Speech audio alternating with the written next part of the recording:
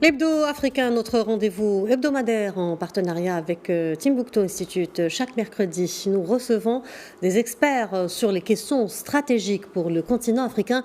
Et aujourd'hui, nous nous intéressons au conflit russo-ukrainien. Et pour en parler, nous sommes en direct avec Bakary Samb, directeur régional du Timbuktu Institute. Bonjour Bakary Samb et merci d'être avec nous. Bonjour et merci encore de votre invitation et de notre chronique hebdomadaire. Bakary Samb, alors depuis le déclenchement de ce conflit russo-ukrainien, vous appelez constamment à une lecture africaine réaliste de la nouvelle géopolitique qui se dessine afin que, je vous cite, le continent ne subisse pas ce nouveau grand jeu, mais on devient un acteur à part entière. Quelle est en réalité cette lecture africaine que vous préconisez ?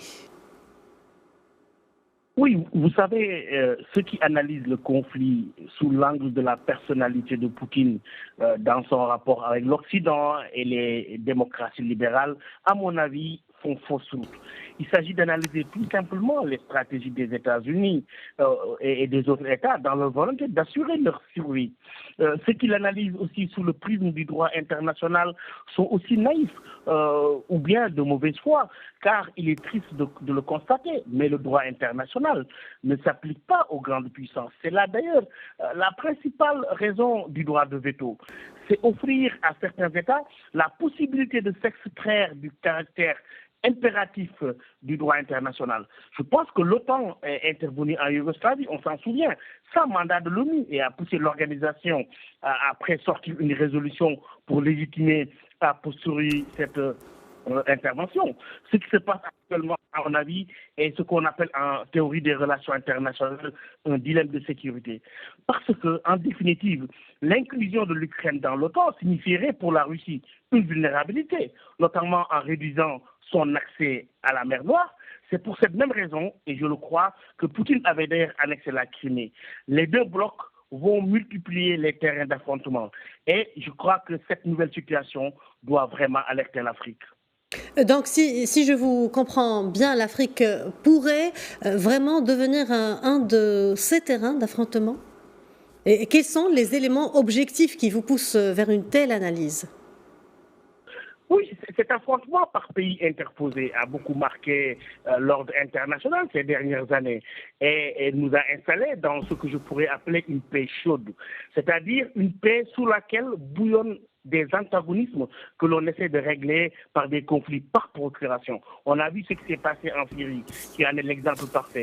On voit ce qui se passe au Mali. C'est donc dire que pour avoir la paix, celui qui a le moindre coût à payer doit faire le plus de concessions.